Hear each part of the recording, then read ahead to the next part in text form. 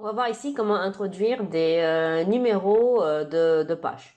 Donc pour faire ceci, on doit aller dans Insertion et vous avez ici le numéro de page. Vous cliquez là-dessus et vous avez plusieurs choix. Donc soit vous mettez un numéro en haut de la page et vous avez ici plusieurs formats.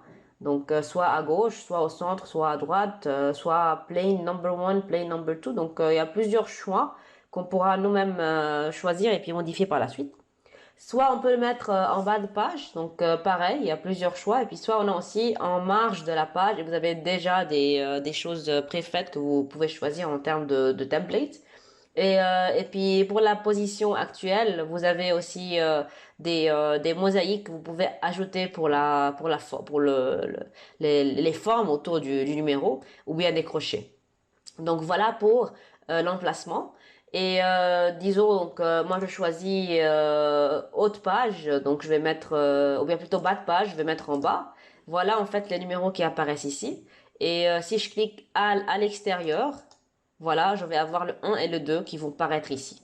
Donc si je reviens encore une fois dans le menu insertion et je clique sur numéro de page pour aller voir de quoi il s'agit lorsqu'on clique sur format des numéros de page. Donc si je clique là-dessus, je peux choisir ici le format, donc soit un 2 3 soit il y a vraiment plusieurs formats. Je vais choisir le premier.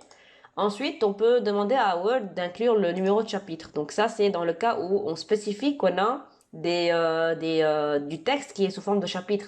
C'est ce qu'on avait déjà vu dans la leçon concernant le mode plan. D'accord?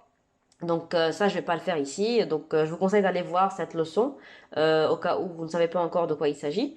Et puis après, je vais enlever ici le petit juste et je vais passer vous montrer la numérotation des pages. Donc si on veut qu'elle se passe à la suite de la section précédente, vu que là, il n'y a pas de section précédente, donc ça va commencer à la première page. Mais au cas où j'ai besoin, par exemple, d'avoir une page de garde où je veux pas avoir de numéro là-dessus, je peux venir ajouter une section, donc un saut de section, comme on a vu dans les leçons précédentes. Et là, je lui dis que voilà, vous commencez à la suite de la section précédente. Donc, ça veut dire une fois il rencontre une section, un saut de section, et puis automatiquement il va commencer la numérotation après ce saut de section.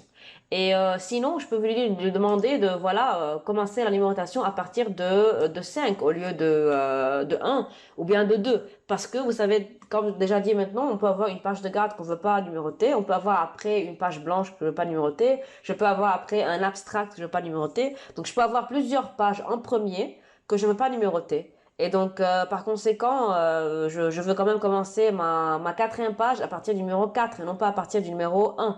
Donc, c'est ce qu'on peut faire ici. Donc, je vais mettre ici 4 et je vais mettre OK. D'accord? Donc, voilà comment on fait pour ajouter des numéros de page.